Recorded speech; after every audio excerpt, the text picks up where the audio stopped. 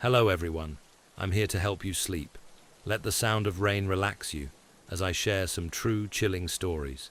Before we start, comment, where are you from and what time you are watching this? Story number 1. A few years ago, I spent the summer at my grandparents' farmhouse, nestled deep in the countryside, far from the city's glow and surrounded by fields that stretched endlessly beneath a sky so vast it felt like you could fall into it.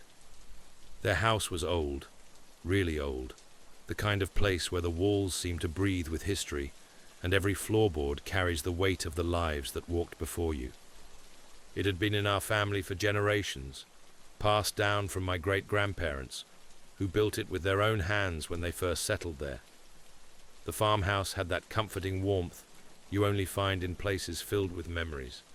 The smell of my grandmother's fresh bread baking in the oven, the soft ticking of the old grandfather clock in the hallway, and the familiar creak of the wooden stairs that I used to race up and down when I was little.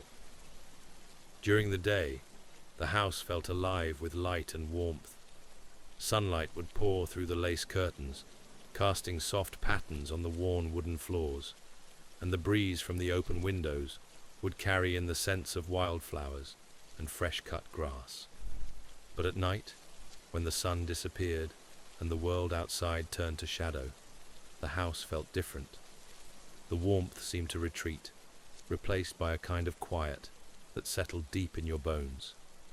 It wasn't just the absence of sound, it was the presence of something else, something you couldn't quite see, but you could feel. I had always loved the sound of rain, especially in that house. The way it tapped gently against the windows and rolled off the roof in soft, steady rhythms was like nature's lullaby, soothing and constant. But one night, during a particularly heavy storm, the rain felt different. I couldn't explain why, but as I lay there in bed, listening to the rain mingle with the distant rumble of thunder, I felt a strange sense of unease settle over me. It was subtle at first, just a faint prickling at the back of my neck, the kind of feeling you get when you're being watched. I turned over, pulling the quilt tighter around me, and that's when I noticed it. I'd left my bedroom door slightly ajar, just like I always did, letting the soft glow from the hallway light seep into the room. But there, in that sliver of light, I saw it. A shadow. A figure standing just outside my door. At first, I thought it was my grandfather. He had a habit of checking on me at night, just to make sure I was comfortable. But the longer I stared, the more I realized something was off. The shadow wasn't moving. It wasn't shifting or swaying like you'd expect from someone standing there. It was perfectly still, like it was waiting, watching. My heart started to beat faster, thudding in my chest so loudly I could barely hear the rain anymore. I stared at the shadow, trying to convince myself it was nothing. Maybe just the way the light was hitting something in the hallway. But the longer I stared, the more certain I became that this wasn't a trick of the light. This was someone, or something, standing there, just beyond the threshold of my room. I called out softly, "Grandpa?" My voice barely rose above a whisper, but in the quiet of the house, it felt loud. There was no answer. The shadow didn't flinch. It didn't move. It just stayed there, silent and unmoving. A cold shiver ran down my spine, and I felt a wave of fear wash over me. I told myself I was being ridiculous, that it was just my imagination playing tricks on me. But deep down, I knew something wasn't right. I lay there for what felt like hours, my eyes fixed on that shadow, waiting for it to move, to do something. But it just stood there, as if it was waiting for me to make the first move. Finally, I couldn't take it anymore. I had to know. I swung my legs over the side of the bed, the cold wooden floor sending a jolt up my spine, and slowly made my way toward the door. Every step felt heavier than the last, my heart pounding louder with each one. When I finally reached the door, I hesitated, my hand hovering over the doorknob. I took a deep breath, counted to 3, and flung the door open. The hallway was empty, There was no one there, just the soft glow of the hallway light, casting long shadows down the corridor, and the gentle sound of rain against the windows.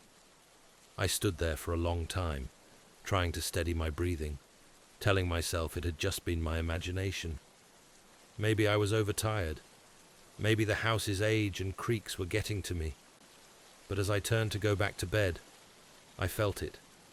A cold breeze brushing past me, as if someone had just walked through me. But the windows were shut tight, and the house was sealed against the storm outside. I didn't sleep much that night.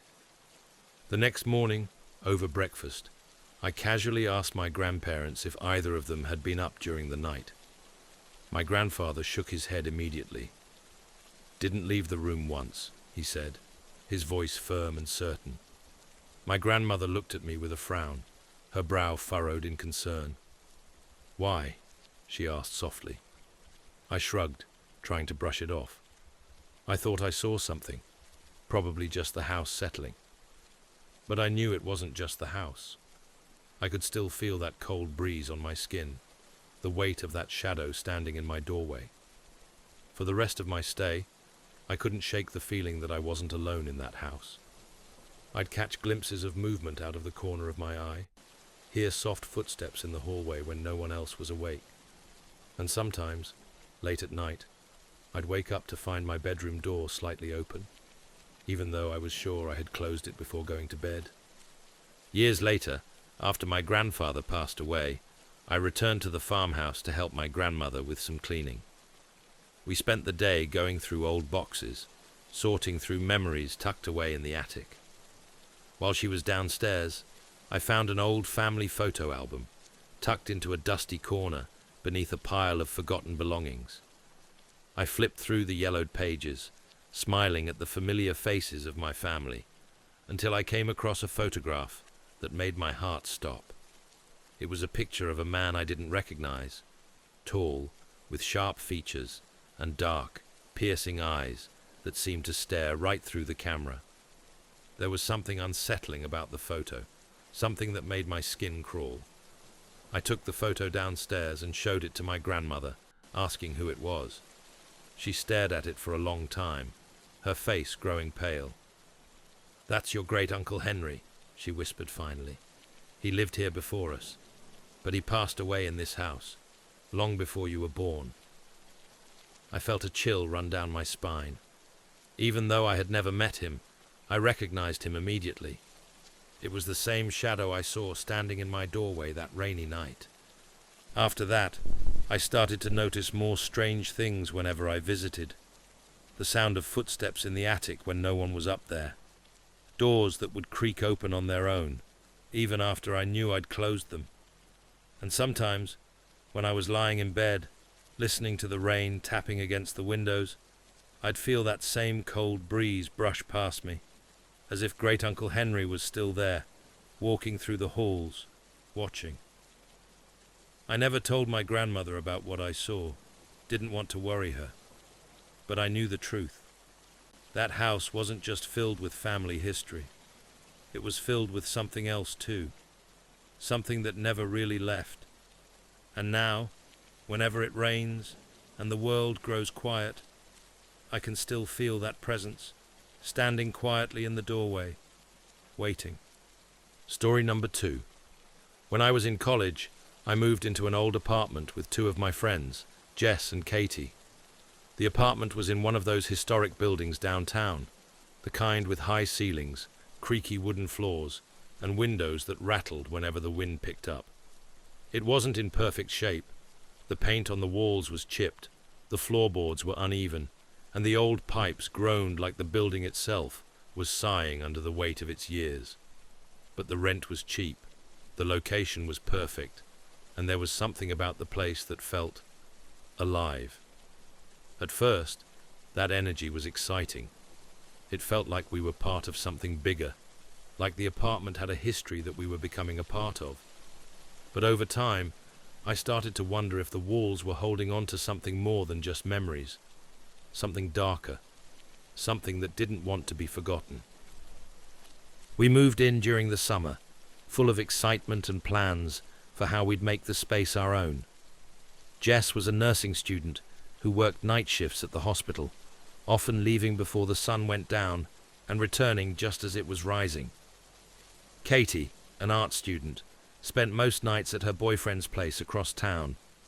That meant I was alone in the apartment more often than not. At first, I didn't mind. I liked the quiet, the chance to focus on my studies without distractions.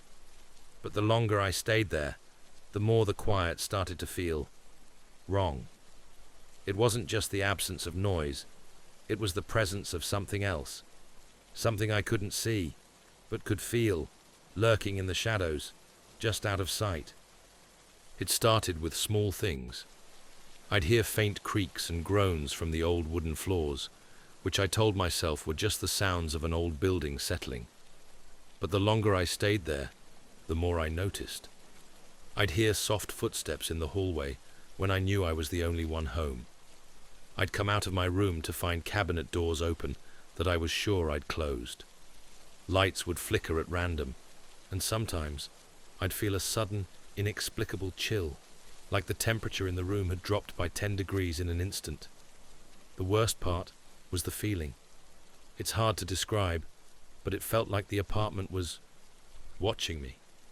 Like there was something just out of sight, waiting in the corners, hidden in the shadows. It wasn't constant, but when it happened, it made the hair on the back of my neck stand up.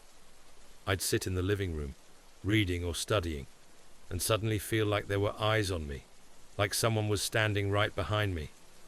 I'd turn around, but of course no one was there.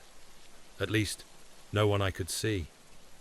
The bathroom in that apartment was small and tucked away at the end of a narrow hallway.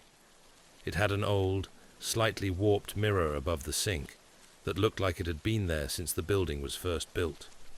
That mirror always made me uneasy. It wasn't just that it was old or dirty, it was the way it reflected things.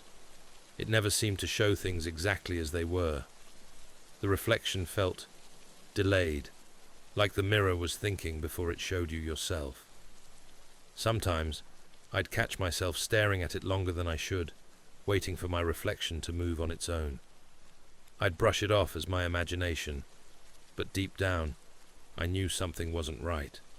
I started avoiding the mirror whenever I could. I'd brush my teeth with my head down, shower with the door cracked open just enough to let in some light from the hallway. But no matter how much I tried to ignore it, the mirror was always there, waiting. Then came the night that changed everything.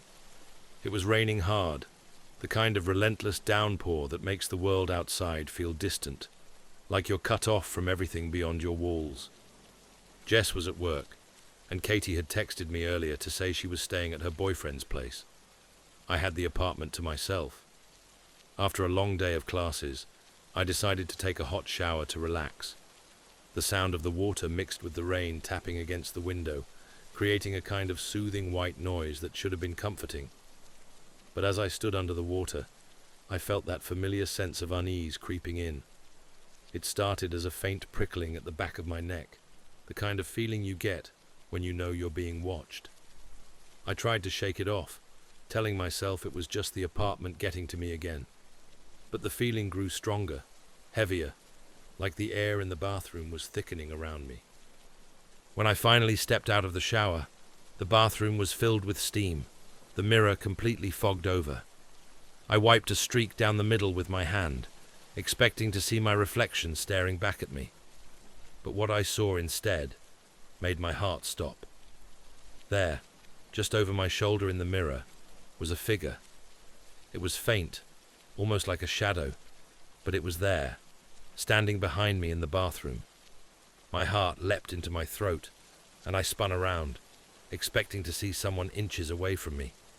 But the bathroom was empty. The door was still closed. The only sound was the rain outside and the pounding of my heart. I turned back to the mirror, but the figure was gone. Just my reflection, staring back at me with wide, terrified eyes.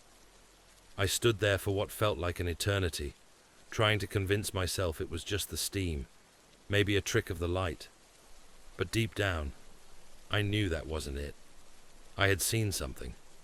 I dried off quickly, avoiding the mirror as much as possible, and locked my bedroom door that night for the first time since moving in. I didn't tell Jess or Katie about what happened. It sounded too ridiculous, and I didn't want them to think I was imagining things. But after that night, the apartment felt different. The noises I'd been brushing off felt louder, more deliberate. I started finding more things out of place. Small objects moved from where I'd left them, lights turning on or off without explanation, the bathroom mirror fogging up even when no one had used the shower.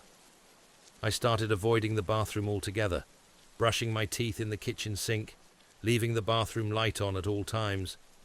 But no matter what I did, I couldn't shake the feeling that something was there, watching me from the other side of the mirror. A few nights later, I was lying in bed, listening to the rain tapping against my window, when I heard it again, the soft sound of footsteps in the hallway. I froze, my heart racing. It wasn't Jess. She was at work. And it wasn't Katie. I had just gotten a text from her saying she was staying at her boyfriend's place for the night. I sat up in bed, straining to listen, the footsteps growing louder, closer. They stopped right outside my bedroom door. I held my breath, staring at the door, waiting for something, anything to happen. But there was only silence. After what felt like an eternity, I finally worked up the courage to get out of bed. I crept to the door, my hand trembling as I reached for the knob. I opened it just a crack, peeking into the hallway. At first, I didn't see anything, but as my eyes adjusted to the dim light, I noticed the bathroom door was slightly ajar. And in the mirror, I saw it, the figure. It was standing in the bathroom, facing the door, its features blurred and indistinct, like it was made of shadow. I stared at it, my heart pounding in my chest, unable to move, unable to breathe. But when I finally stepped into the bathroom, it was empty, completely empty. The reflection was gone, but that feeling, that presence, remained. After that night, things escalated. The apartment no longer felt like ours. It felt like we were intruding in someone else's space. I started having nightmares, vivid, terrifying dreams of being trapped in the bathroom, staring into the mirror as the reflection began to move on its own. I'd wake up in a cold sweat, convinced that the figure was still there, watching me from the shadows. Jess and Katie noticed it too. Jess stopped joking about the apartment being haunted, and Katie started spending even more time at her boyfriend's place. None of us wanted to admit it, but we were all feeling the same thing, that something had taken up residence in our apartment, and it wasn't going anywhere. The final straw came one night, when I woke up to the sound of water running. I sat up in bed, disoriented, and realized it was coming from the bathroom. I got up, my heart pounding in my chest, and slowly made my way down the hall. The apartment was silent, except for the sound of the water. The bathroom door was wide open, the light flickering overhead. I stepped inside, my breath catching in my throat. The sink was running, water pooling in the basin, but that wasn't what stopped me. It was the mirror. The entire surface was fogged over, except for a single clear handprint pressed against the glass. I stared at it, my mind racing, trying to come up with a logical explanation. But there wasn't one. I hadn't been in the bathroom. Neither had Jess or Katie. I turned off the sink, my hands shaking, and backed out of the room, slamming the door shut behind me. I didn't sleep that night. The next morning, I packed my things and moved out. Jess and Katie followed not long after. We never really talked about what happened in that apartment. It was like we all silently agreed that acknowledging it would make it real. But even now, years later, I can't look in a mirror without thinking about that apartment, that bathroom, and the reflection that didn't belong. Sometimes, when the rain is falling and the world feels quiet and still, I wonder if whatever was in that apartment ever really left, or if it's still there, just behind the glass, watching. Story number 3. This happened when I was around 10 years old, back when my family lived in a small, quiet town surrounded by dense woods and winding country roads. It was the kind of place where life moved slowly, where everyone knew your name, and nothing out of the ordinary ever seemed to happen. Our house sat at the very edge of town, right where the paved streets gave way to gravel roads and thick forest. Behind our backyard, the trees stretched on endlessly, their tall, twisting trunks casting long shadows that seemed to dance in the wind. During the day, I loved it. The forest felt like a place of adventure, where the sunlight filtered through the leaves and the air smelled fresh and earthy. I'd spend hours out there, building forts, climbing trees, pretending the woods were my own secret kingdom. But at night, the forest changed. The shadows grew deeper, darker, and the trees that had felt like friends during the day now loomed like silent, watchful sentinels. The familiar sounds of birds and rustling leaves faded, replaced by an eerie stillness that pressed against the house, making it feel like we were being watched. On rainy nights, that feeling only grew stronger. The sound of the rain would drown out everything else. The distant hum of cars on the main road, the chirping of crickets, the wind moving through the trees. It left behind a heavy, suffocating silence, broken only by the steady tapping of raindrops against the windows. I used to love that sound.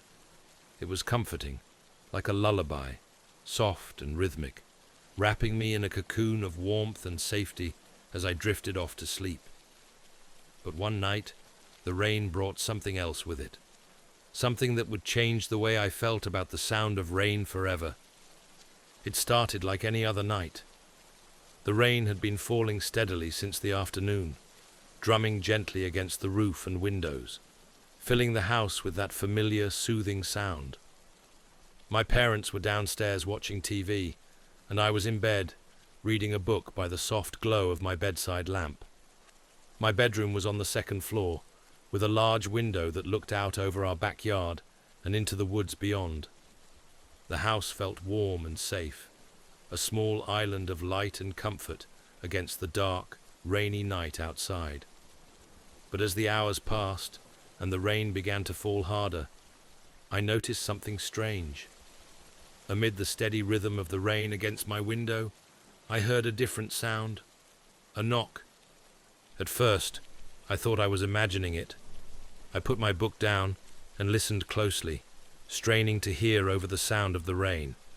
For a few minutes, there was nothing, just the familiar tapping of raindrops against the glass. But then, it came again. Knock, knock, knock. 3 slow, deliberate knocks.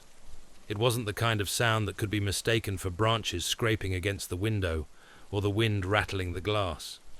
It was intentional. I sat up in bed, my heart pounding in my chest. My room was on the second floor.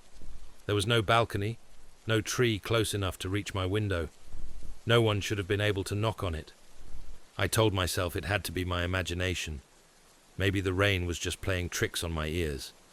But then I heard it again. Knock, knock, knock. Louder this time, more insistent. I stared at the window, my heart racing.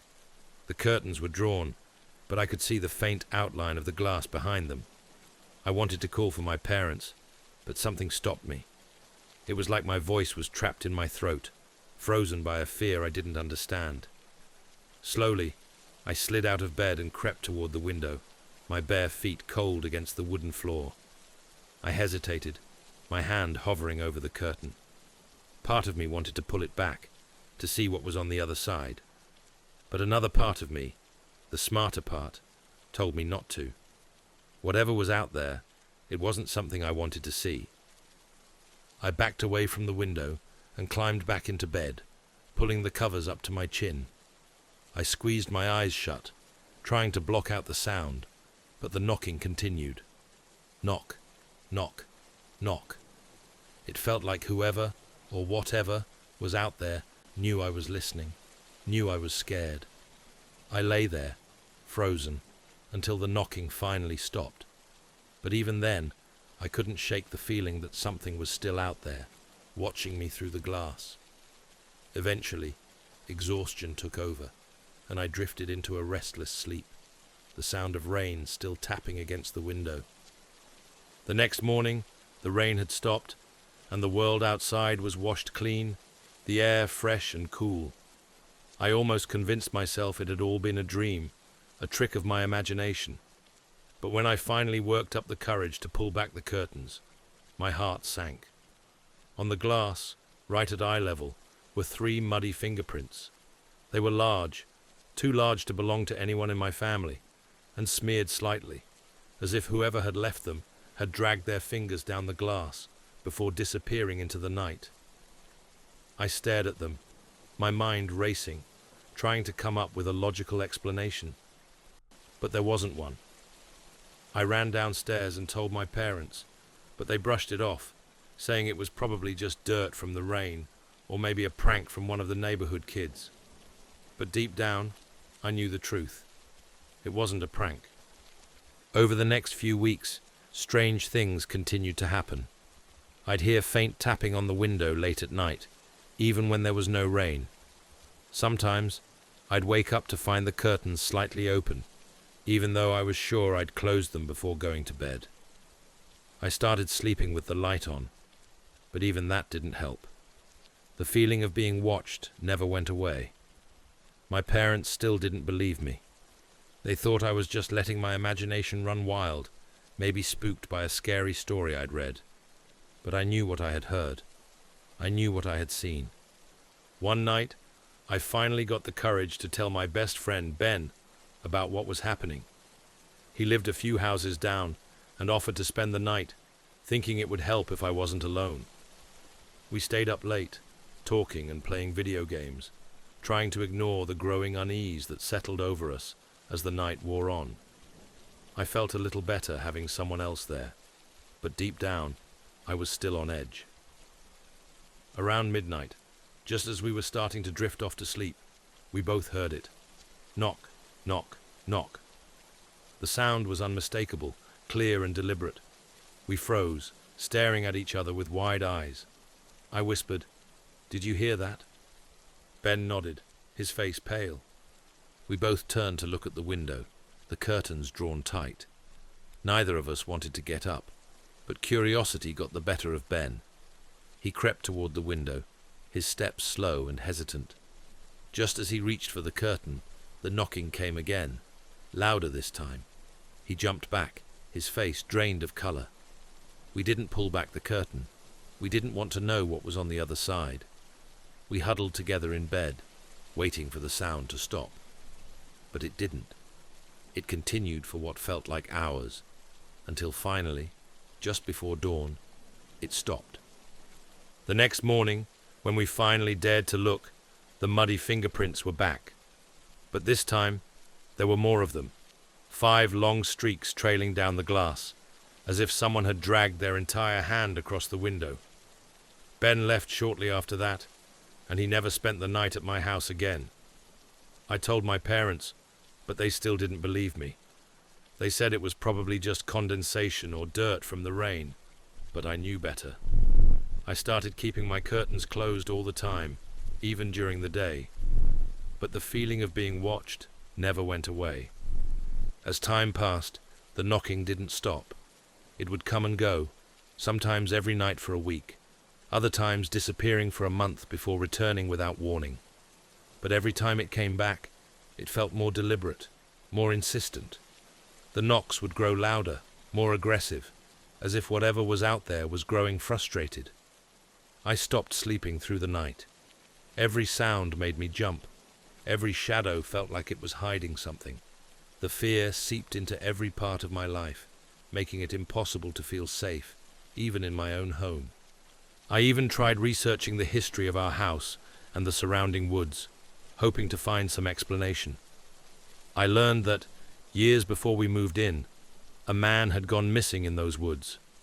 Some people said he had gotten lost during a storm and was never found.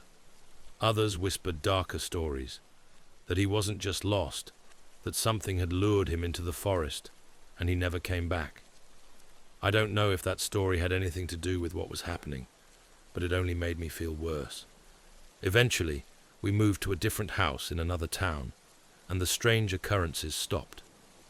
The new house felt different, lighter, less oppressive, but the fear never fully left me. Even now, years later, I still think about that window, about the knocking that came with the rain. Sometimes, when I'm lying in bed at night, listening to the rain tapping against the glass, I'll hear it again. 3 slow, deliberate knocks. And I can't help but wonder if whatever was outside my window all those years ago ever really left. Or if it's still out there, waiting for me to open the curtain, just one more time. Story number 4. I've been a rideshare driver for a few years now. At first it was just a side gig, something to make extra cash on weekends. But after a while, I started to enjoy it. There's something about driving late at night, especially when it's raining. The world feels quieter, more peaceful. The streets empty out, and the city seems to shrink down to just you, the car, and the steady rhythm of raindrops tapping against the windshield. I used to love nights like that. The rain had a way of turning the world into something soft and safe, like a lullaby humming just beneath the surface of the road. But that was before the night that changed everything. Before I learned that sometimes the quiet isn't peaceful. It's a sign that something is watching, waiting. It happened about a year ago, on one of those nights when the rain doesn't let up, falling in heavy sheets that blur the world into streaks of grey and black. I'd been driving for a few hours, picking up the usual crowd, people heading to bars, parties, or home after late-night shifts. Around midnight, I got a ping for a pickup in a neighborhood I didn't usually visit. It was on the outskirts of town, near the edge where the city fades into rural backroads and dense forests. The kind of area where houses are few and far between, hidden down long, winding driveways, and where the streetlights grow scarce until the darkness seems to press in against your car windows. I followed the GPS down a narrow, poorly lit road. The rain was coming down so hard, I had to lean forward in my seat just to see where I was going. The wipers struggled to keep the windshield clear, the rhythmic swish-swish barely keeping up with the downpour. The only light came from my headlights, cutting through the darkness in sharp beams that caught the glint of wet leaves and slick pavement. The road twisted and turned through thick clusters of trees, their branches heavy with rain, hanging low over the road like they were trying to reach out and grab at the car. After a few miles, I pulled up to the pin on the map. It was an old farmhouse, set back from the road and partially hidden by overgrown bushes and tall grass. The porch light was on, casting a weak yellow glow over the front steps, but the rest of the house was dark. There were no other lights, no signs of movement, just the sound of the rain hitting the roof and the faint creak of the porch swing swaying in the wind. I waited for a minute, checking the app to make sure I was at the right place. The name on the ride request was just Anna. No last name, no profile picture, just that one name. I honked the horn lightly, hoping whoever had called the ride would hear it over the rain. After a few moments, the front door creaked open, and a figure stepped out. It was a woman, dressed in dark, loose clothing that clung to her from the rain. She moved slowly, almost reluctantly, as if each step was an effort. I couldn't see her face clearly in the dim light, but something about the way she moved made me uneasy. She climbed into the back seat without saying a word, closing the door softly behind her. "Hi, are you Anna?" I asked, glancing at her in the rearview mirror. She didn't respond. She just nodded slowly, her face still obscured by shadows. I shrugged it off. It wasn't unusual for people to be quiet during rides, especially late at night. Some people just didn't want to talk, and I respected that. I confirmed her destination on the app. It was a spot across town, about a 30-minute drive, and pulled back onto the road. For the first few minutes, the ride was silent, except for the sound of the rain and the occasional swoosh of the windshield wipers. But the longer we drove, the more the silence started to feel heavy. I kept glancing at her in the mirror, but she just sat there, staring straight ahead. She didn't fidget with her phone or look out the window like most passengers. She just sat there, perfectly still, like a shadow that had settled into the back seat. There was something unsettling about her stillness. It wasn't just that she was quiet. It was the way she seemed to fill the space around her, like the air in the car was pressing down on me, making it hard to breathe. About 15 minutes into the ride, I tried to break the silence. "Rain's really coming down tonight," I said, hoping to spark some small talk. But she didn't respond. She didn't even move. It was like she hadn't heard me at all. I felt a chill run down my spine, but I told myself I was just being paranoid. Maybe she was having a bad night. Maybe she just didn't want to talk. But the longer the silence stretched, the more uncomfortable I became. The temperature in the car seemed to drop, and I found myself shivering, even though the heater was on. I glanced at the thermostat, but everything was normal. Still, the air felt cold, wrong. As we drove through a particularly dark stretch of road, lined with trees on either side, I glanced at the mirror again, and that's when I noticed something that made my blood run cold. She wasn't there. The back seat was empty. My heart started racing. I whipped my head around to look, convinced my eyes were playing tricks on me. But the seat was empty, completely empty. There was no sign that anyone had ever been there. No dampness on the seat, no footprints on the floor mat. Nothing. I pulled over to the side of the road, my hands trembling on the steering wheel. I sat there for a few moments, trying to catch my breath, trying to make sense of what had just happened. I checked the app, thinking maybe I'd accidentally cancelled the ride or something, but it still showed that I was in the middle of the trip. The destination was still set. I didn't know what else to do, so I started driving again. I figured maybe I'd just imagined the whole thing. Maybe I was more tired than I realized.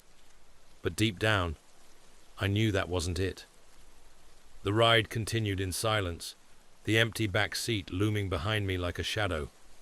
I kept checking the mirror, half expecting to see her sitting there again, but it stayed empty.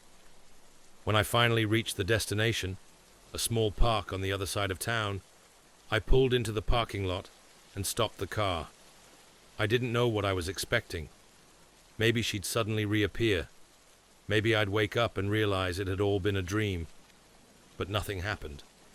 The car was still empty, the park deserted, the rain still falling steadily outside. I ended the ride on the app, my hands still shaking, and sat there for a while, trying to process what had just happened. Eventually, I drove home, but I couldn't shake the feeling of unease. The next day, I checked my ride history, half expecting to find nothing there. But the ride was still listed, with the full fare charged. The name on the ride request, Anna, was still there, but when I tried to click on her profile, it was gone. No photo, no ride history, nothing. It was like she'd never existed. For weeks after that night, I couldn't get the experience out of my head. Every time I got into my car, I felt like I wasn't alone. I'd catch glimpses of movement in the rearview mirror, shadows that disappeared when I turned around. Sometimes I'd hear faint sounds, like the soft rustle of clothing or the creak of a seatbelt shifting. But the back seat was always empty. I even started avoiding that part of town, but it didn't help.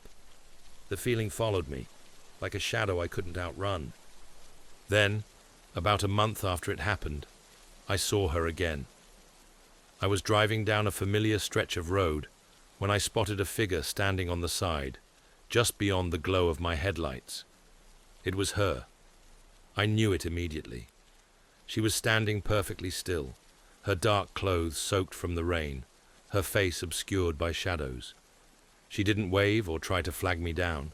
She just stood there, watching as I drove past. I felt a cold sweat break out on the back of my neck, my hands gripping the steering wheel so tightly they ached.